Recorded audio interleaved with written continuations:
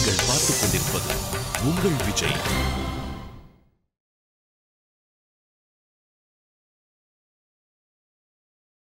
அனைவருக்கும் இனிய காலை வணக்கம். இந்த நாள் நிகழ்ச்சியில் இன்றைய பஞ்சாங்க குறிப்பு.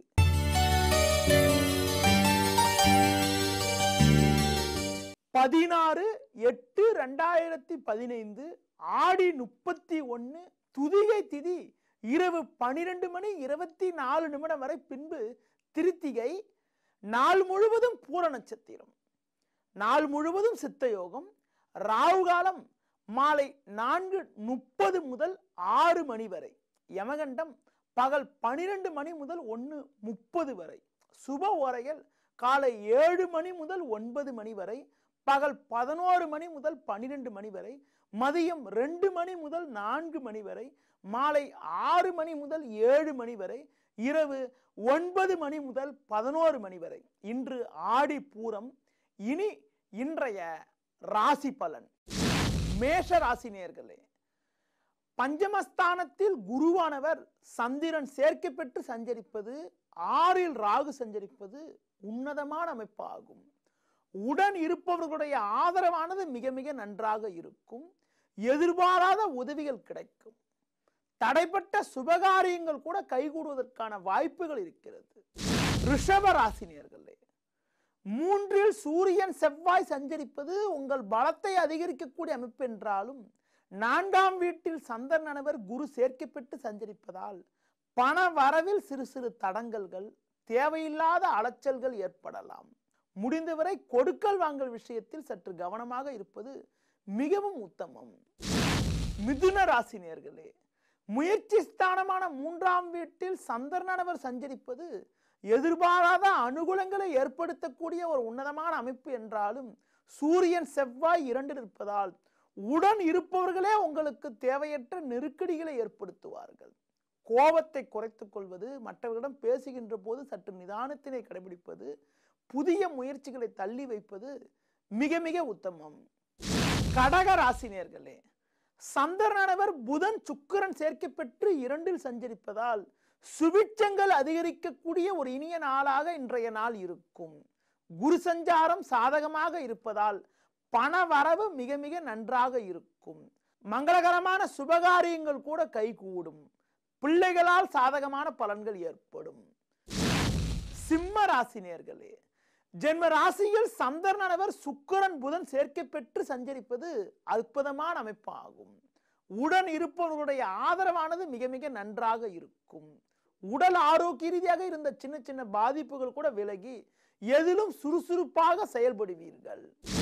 கன்னி ராசி நேயர்களே, லாபஸ்தானமான 11ஆம் வீட்டில் சூரியன் செவ்வாய் சஞ்சரிப்பது உங்கள் பலத்தை அதிகரிக்கக்கூடிய அமைப்பு என்றாலும், சந்திரன் புதன் சுக்கிரன் ஆகிய கிரகங்கள் 12ஆம் வீட்டில் சஞ்சரிப்பதால் வீண் செலவுகள் ஏற்படுவதற்கான வாய்ப்புகள் இருக்கிறது.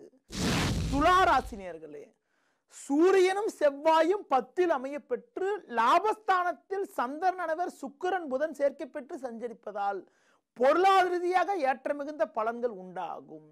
இருக்கக்கூடிய இடத்தில் மதிப்பு மரியாதைகள் அதிகரிப்பது மட்டுமில்லாமல் கௌரவ பதவிகள் தேடி வரும்.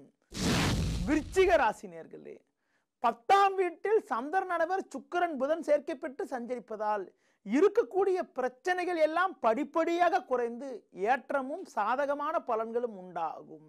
உடன் இருப்பவர்களுடைய ஆதரவானது மிக மிக நன்றாக இருக்கும். கணவன் மனைவியிடையே ஒற்றுமை அதிகரிக்கும். தனுசு ராசி நேயர்களே, குருவானவர் சந்திரன் புதன் சேர்க்கை பெற்று பாக்கியஸ்தானமான 9ஆம் வீட்டில் சஞ்சரிப்பது உன்னதமான அமைப்பாகும். இதன் மூலமாக எதிர்பாராத உதவிகள் எல்லாம் கிடைக்கும். தடைப்பட்ட சுபகாரியங்கள் கைகூடுவதற்கான வாய்ப்புகள் கூட இன்றைய நாளில் இருக்கிறது. மகர ராசி நேயர்களே, சமசப்தமஸ்தானமான 7ஆம் வீட்டில் சூரியனும் செவ்வாயும் அமையப்பெற்று அஷ்டமஸ்தானத்தில் சந்திரனவர் சஞ்சரிப்பது இன்று நாள் முழுவதும் சந்திராசிரமமாகும். இதனால் வீண் குழப்பங்கள் ஏற்படலாம். எளிதில் முடியக்கூடிய காரியங்கள் கூட தாமதமாகக்கூடிய அமைப்பு, தடைபடக்கூடிய ஒரு சூழ்நிலையானது இன்றைய நாளில் இருப்பதால் புதிய முயற்சிகளை தள்ளி வைப்பது தவிர்ப்பது, மற்றவர்கள் விஷயத்தில் தலையிடாமல் இருப்பது மிக மிக நல்லது. கும்ப ராசி நேயர்களே, 6ஆம் வீட்டில் சூரியனும் செவ்வாயும் அமையப்பெற்று 7ல் சந்திரன் குரு சுக்கிரன் ஆகிய கிரகங்கள் சஞ்சாரம் செய்வதால் உங்களுக்கு பல வகையில் அனுகூலங்கள் ஏற்படும். உடன் இருப்பவர்களுடைய ஆதரவானது மிக மிக நன்றாக இருக்கும். இருந்த எதிர்ப்புகள் எல்லாம் விலகி எதிரிகள் கூட உங்களிடம் நட்பு பாராட்டக்கூடிய ஒரு உன்னதமான நிலையானது இன்றைய நாளில் இருக்கிறது. மீன ராசினியர்களே, சந்திரனானவர் குரு சுக்கிரன் சேர்க்கப்பெற்று 6ல் இருப்பதால் எதையும் சமாளிக்கக்கூடிய ஆற்றல் இருக்கும். இருந்த மறைமுக எதிர்ப்புகள் எல்லாம் முழுமையாக விலகி சாதகமான பலன்கள் உண்டாகும். இனி ஜோதிட தகவல்.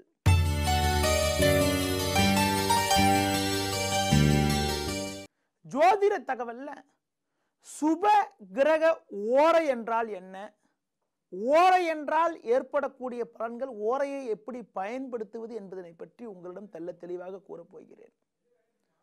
ஒவ்வொரு மணி நேரத்தையும் ஒவ்வொரு கிரகங்களானது ஆதிக்கம் செலுத்துகிறது. குறிப்பா பார்த்தீங்கன்னா என்ன கிழமையோ அந்த கிழமைக்குரிய கிரகமானது முதல் ஓரையா வரும். ஞாயிற்றுக்கிழமை அன்னைக்கு பார்த்தீங்கன்னா காலையில் 6 to 7 சூரிய உதயத்திலிருந்து 1 மணி நேரமானது சூரியனோட ஓரை வரும். புதன்கிழமை பார்த்தீங்கன்றால் காலையில் 6 to 7 புதன் ஓரை வரும். என்னென்ன கிழமையில அந்த நாள் பிறக்கிறதோ அந்த நாள் பிறக்கக்கூடிய நாளுடைய உரிய கிரகமானது முதல் ஓரையா இருக்கும். அடுத்தடுத்து ஓரையானது அடுத்து 6வது நாள் ஓரையா இருக்கும். அப்படி ஓரைகள் ஏற்படுகின்ற பொழுது ராகு கேதுவை தவிர மற்ற 7 கிரகத்திற்கும் ஒவ்வொரு மணி நேரத்தையும் தொடர்ந்து ஆதிக்கம் செலுத்தி கொண்டிருக்கும்.